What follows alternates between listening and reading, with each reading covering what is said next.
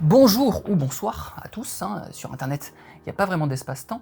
Je me présente, je suis Alex, et avec les équipes de Veracache, on a décidé de vous concocter une petite émission à base d'or, de métaux précieux, en répondant à certaines questions que vous vous posez peut-être, à démentir certaines idées reçues sur l'or, parce que pour généraliser, on sait que l'or c'est beau, c'est cher, c'est beau en bijoux, en déco dans les châteaux, mais c'est à peu près tout ce qu'on sait, on n'a pas vraiment eu de cours d'histoire de l'or. Du coup on s'est dit que ce serait sympa d'en parler ensemble, de vous raconter certaines histoires, anecdotes, vous donner des chiffres, et pour ce premier épisode, je vais vous surprendre, mais l'or, c'est rare.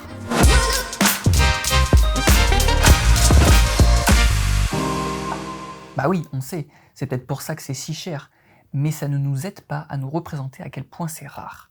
Parce qu'on en voit quand même assez souvent, principalement dans les bijouteries, donc on n'a pas vraiment l'impression que c'est si rare. Et pourtant, depuis qu'on a commencé l'extraction de l'or, on en a extrait qu'environ 200 000 tonnes. À noter une chose sur cette extraction de l'or, depuis qu'on a commencé à en extraire, c'est-à-dire de la fin de la préhistoire jusqu'au milieu du 19e siècle, on en a extrait qu'environ 20 000 tonnes. Il aura fallu attendre la fameuse ruée vers l'or californienne pour porter l'extraction à 20 tonnes par an, puis doubler, puis finalement tripler dans le courant du XXe siècle pour ne plus jamais s'arrêter d'augmenter. J'ouvre une parenthèse, on fera une émission sur cela, car c'est un sujet qui est évidemment très intéressant, mais qui est beaucoup trop vaste pour être traité en surface. Voilà, quand on parle des découvertes préhistoriques, des conquêtes grecques, romaines, égyptiennes, de la ruée vers l'or californienne du 19e siècle, voilà, c'est un sujet qui est tellement vaste qui sera traité plus en détail dans une prochaine vidéo.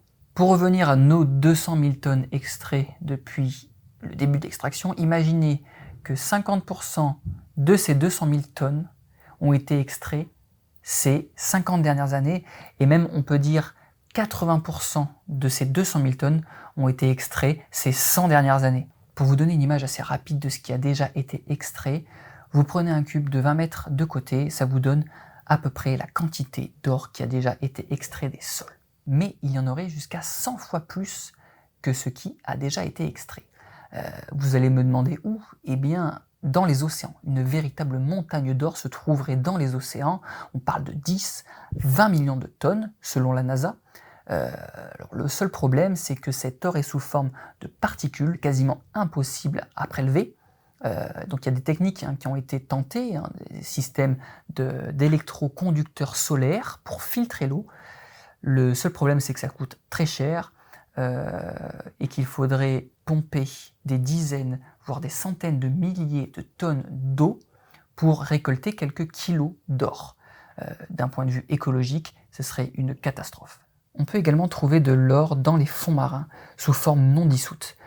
Cependant, le fond marin de certains océans sont à quelques kilomètres de profondeur, première difficulté, et la seconde serait que l'or est emprisonné dans la roche, donc qu'il faudrait exploser la roche pour pouvoir en extraire. Donc vous allez dire que ça paraît impossible, pourtant certains ne sont pas de cet avis.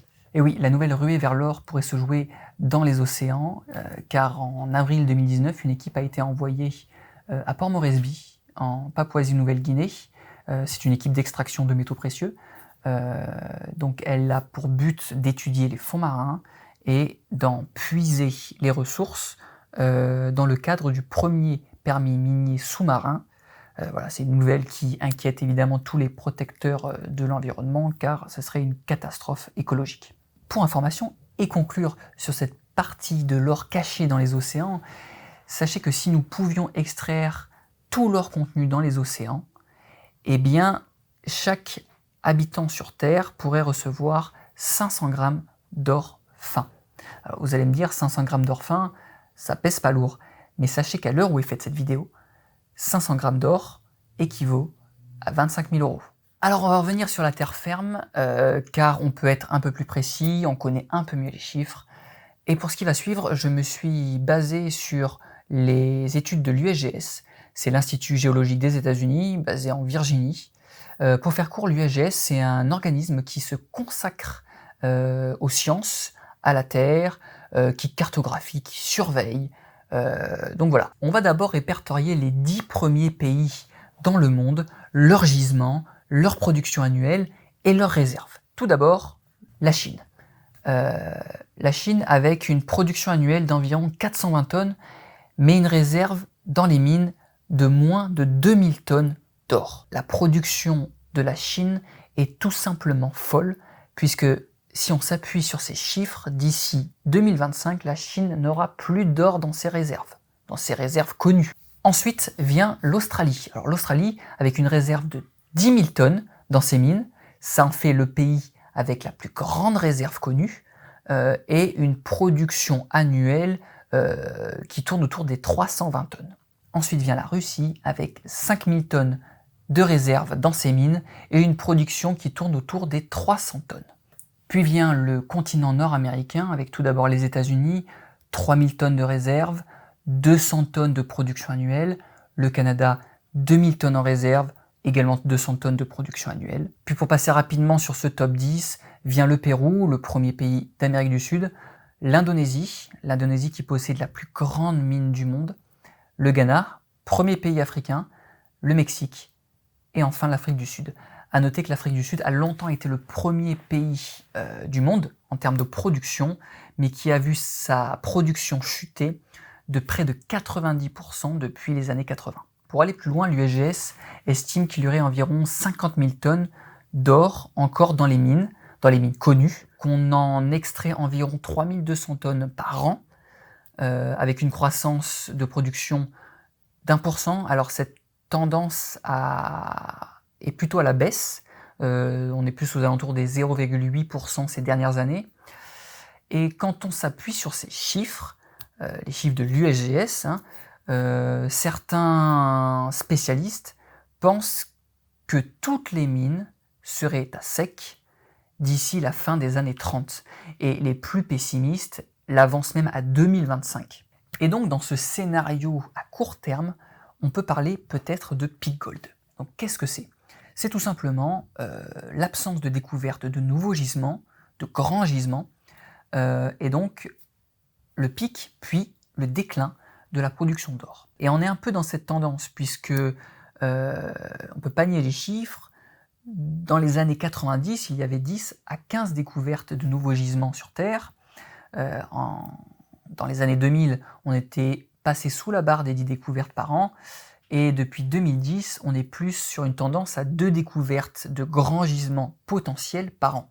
Et encore, les 2 derniers ont été en 2010 au Canada et en 2011 en Chine. Donc on peut se demander quel va être le futur de la production aurifère, puisqu'en juger sur la raréfaction des découvertes de nouveaux gisements, de grands gisements, puisque les gisements dits faciles à trouver ont été trouvés et sont en cours d'exploitation depuis des décennies, eh bien on va sur un scénario d'épuisement progressif des gisements d'or, de découverte de plus petits gisements, donc avec un potentiel plus faible, dans des pays peut-être moins stables, je parle plutôt du continent sud-américain, du continent africain, donc avec des coûts de production peut-être moins contrôlables, ce qui veut dire peut-être une hausse des coûts de production. Donc voilà ce qu'on pouvait dire sur le fait que l'or est rare, effectivement. Avant de vous quitter, sachez que l'or n'est pas le métal le plus précieux qui existe.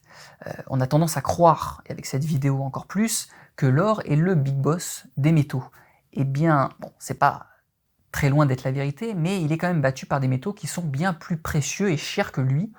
Alors on pense au diamant, mais il y a également le plutonium, le scandium, et le grand gagnant c'est le californium. Le californium c'est un métal qui a été produit qu'une seule fois tellement il est compliqué à produire. Et à l'heure où on fait cette vidéo, le gramme d'or est à 53 €, le plutonium est à 3000 € et le californium est à 20 millions d'euros. Mais ne pensez pas vous en faire un bijou, il est hautement radioactif. Voilà, j'espère que cet épisode vous aura plu et intéressé. N'oubliez pas de vous abonner à la chaîne, d'activer la clochette. Si vous avez une question sur l'or, mettez-la en commentaire, on fera en sorte d'y répondre. Et en attendant, je vous dis à très vite.